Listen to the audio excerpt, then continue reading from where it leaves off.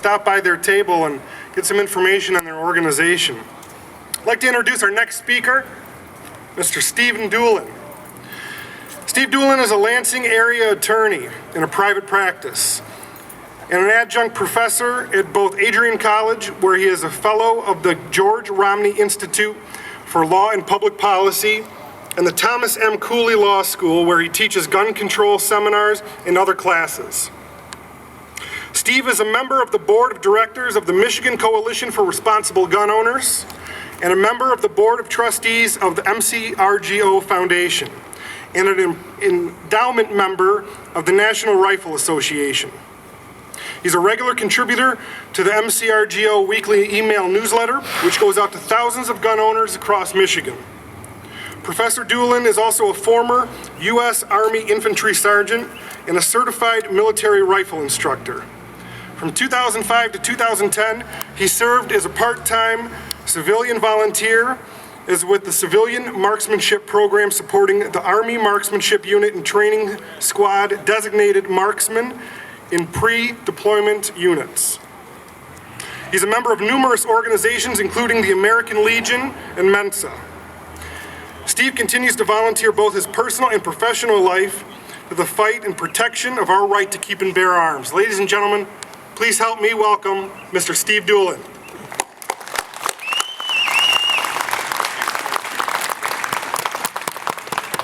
Thanks for turning out. I'm glad it's a great day weather-wise. I changed my topic actually just yesterday, and I'll tell you why. I'll speak briefly about the constitutional right, of course.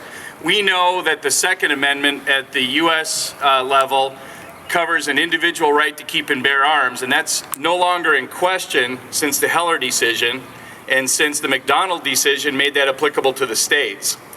The contours of the right is a phrase that you're going to hear as you read about these decisions and about further action at the court level. The contours of the right are being defined and will take a long time to define. So all we know so far from the U.S. Supreme Court is that certainly we have an individual right to keep and bear arms. That was actually in question, and in fact the decision was only a 5-4 vote at the Supreme Court. So we've still got 4 Supreme Court justices who aren't so sure about the Second Amendment still, and the same 5-4 voting pattern showed up in McDonald.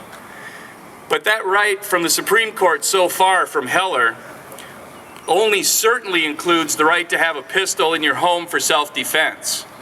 There's no court decision that stands for the right to do what we're doing here today, which is to carry openly. So now we look to the state constitution. It turns out that our state constitutional right is worded much more clearly than the Second Amendment.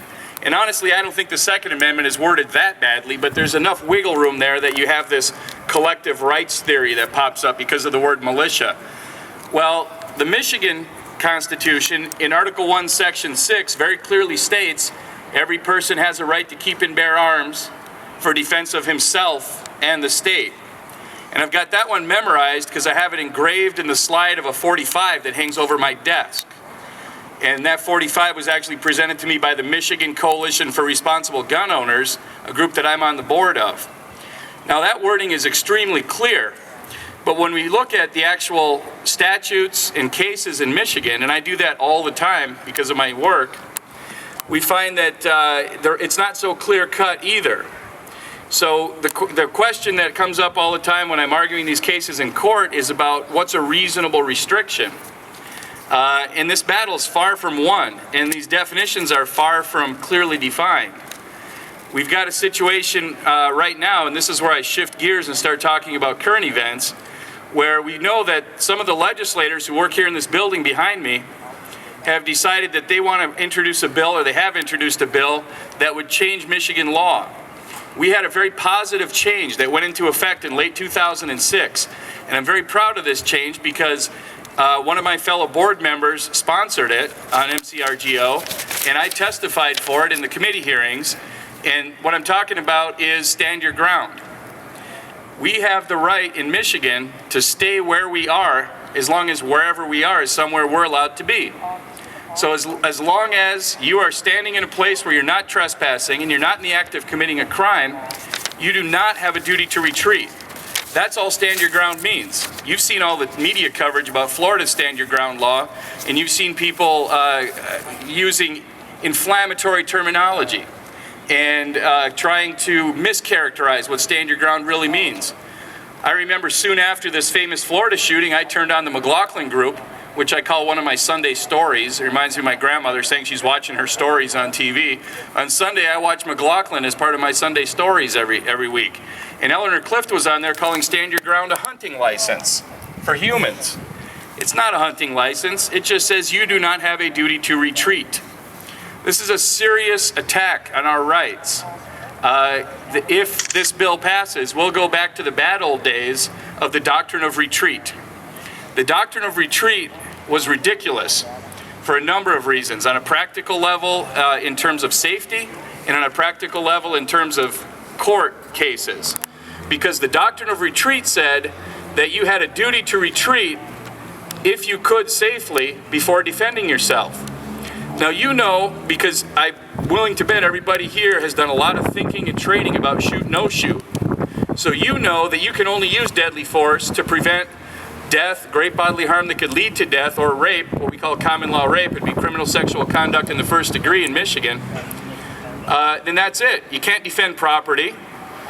Just because you have a constitutional right to carry a gun, you all know that you can't go out hunting humans. And the facts show you're not doing it, in fact. We get these reports from the Michigan State Police every year that show that actually folks with concealed pistol licenses, and I know many of you have those licenses, are actually among the most law-abiding citizens in the state. Our crime rate is 1/10 the general population crime rate. So we know that we're not out hunting humans with our guns, we're defending ourselves with our guns. And that means most days, in fact probably all days for most of us, the gun never clears leather or never comes off your shoulder if you've got it on a sling. Because the truth is, we live in a pretty safe society, but we all know we want to be ready just in case. We know that a gun is like a fire extinguisher.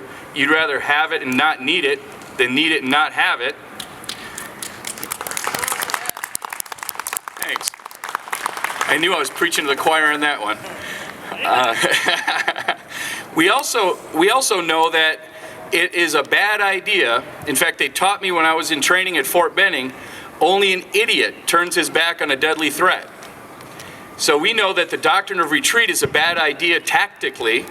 We also know it's a bad idea legally, because what it does is it gives the prosecutors one more chance. We've got 83 counties in Michigan with 83 different prosecutors, and any one of them in their county can look at a case and say, well, we're not sure that this citizen retreated sufficiently. And that means you've got the prosecutor second-guessing your decision on what constitutes a safe retreat. All Stand Your Ground does is clarify the law, and we've had it in place since '06, and we have not had a huge rash of shootings as a result. In fact, violent crime is down during that period if you look at the numbers. So all Stand Your Ground does is clarify the law and say that as long as you have a right to be where you are, you get to stand your ground. You stay where you are. And by the way, stand your ground is a phrase that's on a memorial that's placed at Lexington. And you all know that this country is a country founded on an armed revolution that started at Lexington and Concord. And the Stand Your Ground command was the last command from the Continental soldiers as they faced the Redcoats. Stand your ground. It's got a long and glorious history, that phrase. And all Stand Your Ground means is you do not have to retreat from a bad guy. He doesn't get to push you around. You get to decide where you're going to be. And you can only shoot, and you all know this, I'm just saying it out loud so we remind ourselves, you can only shoot when you're saving a life, yours or someone else's, right? And we know that we shoot not to take a life, but to save a life. And that's all Stand Your Ground means. So when you read these media reports that you're going to hear from this small group of legislators who are trying to take away part of this right from us, you can remember that they are flat out lying about what Stand Your Ground means in many cases. And you can also have these discussions with your family and friends, the people that you're going to talk about voting, and you can tell them Stand Your Ground is actually very simple. It just means as long as I'm legally where I am, I get to stay where I am.